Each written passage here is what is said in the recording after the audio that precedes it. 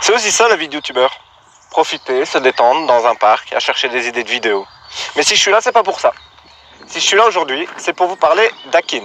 Le lien de leur site internet, comme d'hab, juste au-dessus de moi pendant que je marche, akinshop.fr.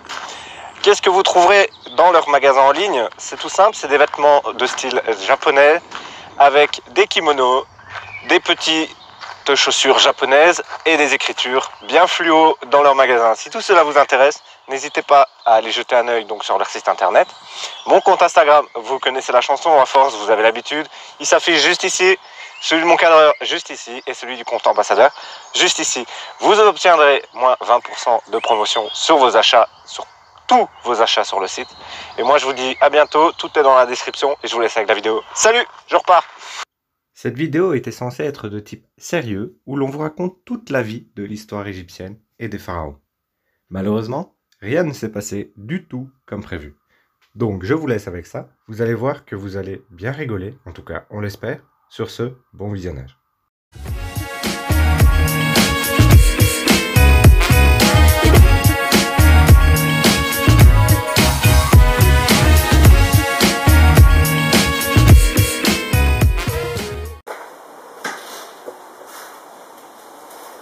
Ah, vous êtes là. Excusez-moi, je ne vous avais pas vu, j'étais plongé dans mon livre. Si je vous parle du sceptre d'Amon, des Égyptiens, des pyramides, ça vous évoque quoi? Aujourd'hui, dans cette vidéo, nous allons parler de l'Égypte antique en général. Pour ce faire, je vais me mettre à l'aise, parce que je ne suis pas dans mon studio d'habitude. Et nous allons parler de tout ça ensemble. Savez-vous où et quand a été découverte la pierre de Rosette? Moi, je peux vous le dire, elle a été découverte en 1799 et elle porte la même inscription en 3 écritures, en version hiéroglyphe, en version démotique et en version grecque. Quelles sont les différences, vous allez me dire? Je vais vous les expliquer, mais d'abord je vais vous raconter l'histoire de la pierre de Rosette en détail. Découverte par un soldat de l'armée de Bonaparte, près de la ville de Rosette, d'où son nom, en Basse-Égypte, cette stèle de granit est revêtue d'une inscription en 3 langues différentes. Elle porte un décret de 196 avant Jésus-Christ et du pharaon Ptolémée V, rédigé en 2 langues et 3 écritures, hiéroglyphes, démotique et grec, comme je vous l'ai dit juste avant. En 1821, les travaux de Jean-François Champollion prennent un tour décisif. Il déchiffre le nom de Ptolémée inscrit sur la cartouche. Si vous ne savez pas comment Ptolémée s'écrit en égyptien, je vous le mettrai juste à côté de moi, à droite ou à gauche, en fonction du montage. Jean-François Champollion dresse alors un tableau des correspondances entre signes hiéroglyphes et hiératiques. Sur l'obélisque de Philae, il reconnaît alors immédiatement le nom de Cléopâtre et il retrouve ainsi les signes alphabétiques et les valeurs des 11 signes, dont 7 rendent des consonnes et 4 rendent des voyelles. Pour être plus précis, la pierre de Rosette est maintenant exposée au British Museum de Londres et si on lit l'épithète que je vous affiche juste ici, qui suit le nom de Ptolémée, il faut identifier le P et le T présents dans le tas et Ptolémée, ce qui donne, si je vous l'appelle comme ça, PT, rien, olé, aimé, qui donne Ptolémée. Évidemment, on retrouve plus bas le mot de Ptolmys, également ici, sur l'obélisque de Philae, et pour finir, on retrouve le nom de Cléopâtre, du nom de Cléopatra en féminin. Pour être plus précis, il existe 1419 signes hiéroglyphes sur la pierre de Rosette pour rendre à 486 mots en grec. Sur l'obélisque que je vous mets juste ici, on peut lire le mot Ramsès, écrit en hiéroglyphe également, d'où les 2 derniers signes signifient le S. Le premier signe représente le soleil, et en égyptien, le soleil se dit Ra. Le 3e signe, celui qui est pile en plein milieu des 2, égale anniversaire ou mettre au monde, naître. Traduction, le soleil, Ra, l'a mis au monde. Je vais vous donner un exemple. Pour finir avec la pierre de Rosette, je vais vous expliquer ceci. Je vous mets cet obélisque juste ici. Et je vous donne 5 secondes, voilà, 10 secondes, pour que vous essayiez de trouver à quoi correspondent ces signes et qu'est-ce que ça veut dire. Dites-moi quand vous l'aurez trouvé. Et tiens, au passage, si ce n'est pas déjà fait, vous pouvez déjà vous abonner à ma chaîne YouTube et activer la petite cloche de notification, sinon vous ne recevrez aucune des notifications de mes prochaines vidéos. Mon cadreur pourra en témoigner. C'est fait, vous avez trouvé? Le premier signe, c'est un ibis, c'est l'animal sacré de Thoth. Le second signe est égal à Mess. Le troisième signe est égal à S. C'est-à-dire, si on lit tous ensemble, c'est Tot, Mess, S. C'est le nom du pharaon que les Grecs appellent Thoutmôsis. J'ai changé de cadre, j'ai décidé de me lever pour parler de la croix d'Ankh. La croix d'Ankh, pour ceux que vous ne savez pas c'est quoi, c'est une boucle et le symbole de la vie éternelle. Le pilier qui est représenté sur la croix d'Ankh. J'ai mon cadreur qui fait n'importe quoi derrière la caméra, excusez-moi, mais... Je disais donc, le pilier qui est représenté à travers et qui traverse la croix d'Ankh, c'est une barre transversale représentant la stabilité, avec en son sein une clé avec le sceptre d'Amon, à base fourchue et à tête pointue, ce qui était le symbole de pouvoir d'Amon. Donc ça, c'était pour vous parler de la croix d'Ankh. Mais maintenant, nous allons parler d'un sujet beaucoup plus sérieux, parce que moi-même, quand je m'intéressais à l'Égypte antique, à tous ces mystères et à tous ces mythes, je me disais, ça va être vite facile à comprendre, et en fait, c'est le gros carnage. Vous allez comprendre pourquoi, parce qu'il existe des millions de dieux différents dans la catégorie de l'Égypte antique, et même de l'Égypte tout court.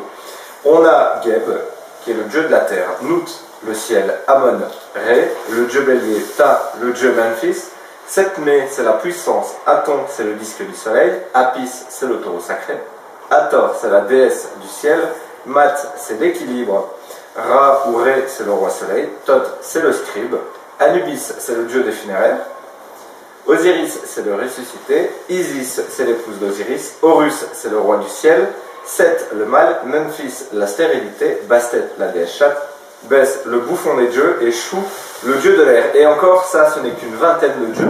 Pour terminer cette partie de l'histoire sur l'Égypte antique et sur l'Égypte même et alentour, nous allons parler d'un des plus grands et célèbres pharaons que l'histoire ait connu. Je sais plus qui, c'est pas grave. Nous allons parler aujourd'hui de Toutankhamon. Toutankhamon est né dans les environs de 1345 avant notre ère. Ça remonte déjà à loin. Il est décédé à l'âge de 18-19 ans et il était roi à la 18e dynastie. Son couronnement de Toutankhamon a eu lieu entre l'âge de 7 à 9 ans. Vous imaginez avoir à cet âge-là, sur les épaules, le pouvoir d'un peuple tout entier à diriger. C'était énorme et en plus, il est décédé à 18-19 ans. Il n'a pas vécu longtemps. Les membres de sa famille. Les membres de sa famille, son grand-père c'était Amenhotep III. Sa grand-mère c'était Ti. D'ailleurs, je ne trouvais aucune information la concernant, ni sur internet, ni dans les bouquins. Donc si vous avez des informations concernant sa grand-mère Ti, n'hésitez pas à me contacter dans les commentaires. Pour ce qui était de son père, c'était Akhenaton. Sa mère était Younger Lady, pas moyen également de trouver son nom de reine égyptienne. Et son conjoint c'était Ankhesenamun. Il a eu 3 enfants de sexe féminin dont on ne connaît en aucun cas les prénoms également. La découverte de son tombeau a été faite en 1922 et plus précisément le 4 novembre 1922 par Howard Carter, un archéologue de renommée à cette époque-là avec bien entendu son coéquipier. Vous voyez pas ce que mon cadreur est en train de faire, mais ça vaut le détour. Attendez une minute.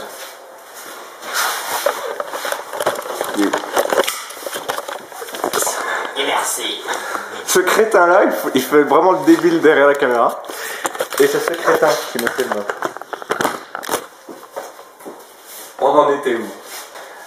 L'emplacement de sa tombe se situait dans la vallée des rois. Tout simplement, je vous mettrai une carte de l'Égypte antique avec l'emplacement de la vallée des rois dessus.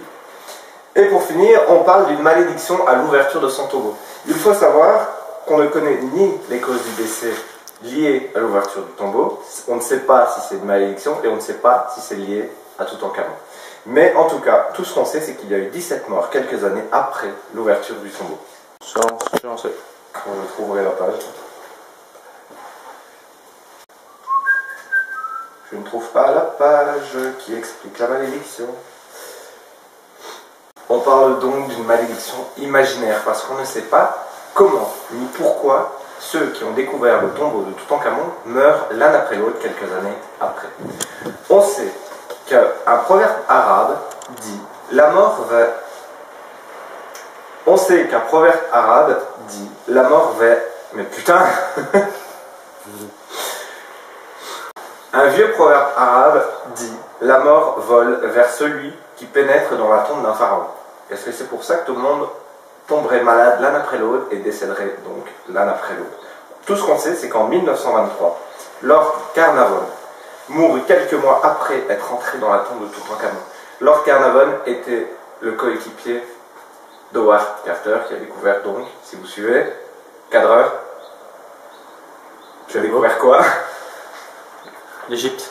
La tombe. Le cadreur est aussi nul. La tombe de Toutankhamon. Coïncidence ou châtiment divin. En tout cas, ça restera toujours un mystère, mais suivi du décès de Lord Carnarvon, il y a eu 7 autres décès qui ont participé à la découverte du tombeau. Donc 7 personnes qui sont décédées suite à la découverte du tombeau et après Lord Carnarvon. Perpétuée par Hollywood, la malédiction du pharaon fait encore recette, mais les égyptologues interrogés à ce sujet ont coutume de dire, comme pour se défendre, une malédiction. Tout cela prouve en tout cas qu'une telle civilisation n'a pas manqué d'impressionner et impressionnera encore longtemps. J'en ai marre de ce cadreur. Quand t'as fini de faire tes bêtises, tu me le dis.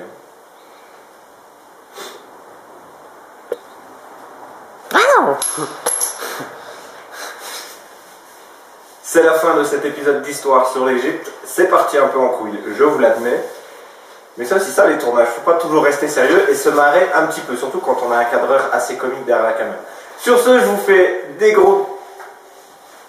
J'ai failli partir dans le cliché de je vous fais des gros bisous. Des gros bisous. Sur ce, je vous dis à la prochaine pour une nouvelle vidéo. Ciao!